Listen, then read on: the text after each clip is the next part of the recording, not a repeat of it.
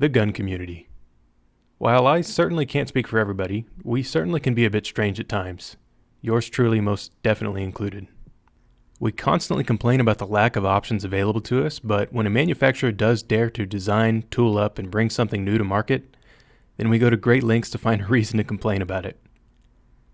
I think as a whole we're a bit slow to embrace anything new, and really this is pretty apparent in a lot of places. When a new manufacturer shows off something it's shot that looks great, the cheer to jeer ratio almost always leans to the latter. We pick things and new products apart before we even see one in person, and comments like, "a solution in search of a problem," are far too common. People have done this throughout history with firearms, a lot actually. People thought double-action revolvers were a gimmick, and they did the same with semi-automatic pistols, calling them needlessly complex and thinking of them as just a fad. Many countries did not think self-loading rifles were needed, and the old bolt guns were just fine. Hell, the nations of the West even thought the assault rifle concept was silly because who needs an intermediate cartridge when you already had rifles and subguns in the field? Ingenuity isn't always mercurial. That is to say, you don't need to be confronted with a problem to evade one. A truly great example of this is the M16, a gun we tend to forget is a design from the 1950s. People relentlessly complained about its bizarre appearance at the time, its use of polymer and aluminum, and really the most amazing thing about that gun is that we actually adopted it. Really, look at the rifles that came before it. The M14 looks like your grandpa's hunting rifle, and the difference in appearance between an M16 and it are colossal. Hell, I'm trying to think of a rifle today we could switch to that would be as radical a shift as the M14 to the M16, but I can't, besides maybe the G11, and that's a maybe. But that was an example of when new won, and it was good. It was a step towards reducing the number of guns we needed to have out there. Guns like the M14, Thompson, Grease Gun, BAR, M1 Carbine, and so on were now replaced by this one gun. This weird, plastic-ridden rifle that so many people hated at the time. Oh, if only the internet existed back then so I could dig up solution in search of a problem posts. So our hesitance to try anything new is odd. Don't get me wrong, I know that it isn't unique to marksmanship, as you see it a lot with car guys, for example. Remember that there was a time when electronic fuel injection was seen as an unnecessary complexity alongside power steering.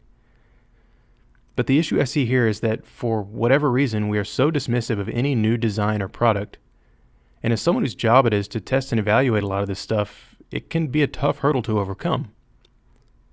It doesn't matter if the gun has merit, is affordable, reliable, and just great all around. People are hesitant to sometimes even acknowledge that. As a great example, look at Barrett Firearms. Surely people told him that we don't need a semi-automatic 50 BMG, that's pointless. Now the company does $80 million in revenue per year. People might have thought Reed Knight was silly for taking that inane rail attachment system, putting it on all sides of a forend, but now he employs 200 people. But for a smaller and more relatable example, I have a friend who engraves a lot of firearms with trust or corporate info for NFA registration. He said that 95% of the stuff he used to do would be ARs. All day long, a big stack of AR logos would just stare at him. Until recently. I was talking to him the other day, and he said, and this was hard to believe, that about 45% of what he's doing now are pistol caliber carbines like the Scorpion Evo or SIG MPX. If sales were reflective of initial reactions, there wouldn't be as many out there, but both of these guns are flying off the shelves. Honestly, that surprised me a lot too, as I thought the pistol caliber carbine market had a pretty narrow appeal, so damn if I wasn't wrong on that one. Really, I have to catch myself. I will sometimes see a new product release and think how silly it is, often until I try one. I don't know why this is. What underlying instinct leads us to dismiss new products? I honestly don't know. So the takeaway here should be that innovation shouldn't immediately be dismissed.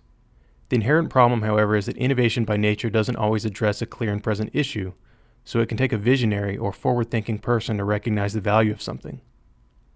So don't fear what's new. Within reason, give new products or ideas a chance before you dismiss them in a cynical rant. Or, hell, wait for a review. We live in a time when your only source for firearm info isn't a rag that suspiciously never has anything negative to say about anything ever, but you can check out reviews from consumers all around the web. Thanks for watching, and a special thank you to Ventura Munitions for helping us out with our ammunition needs, and a special thank you to you for watching.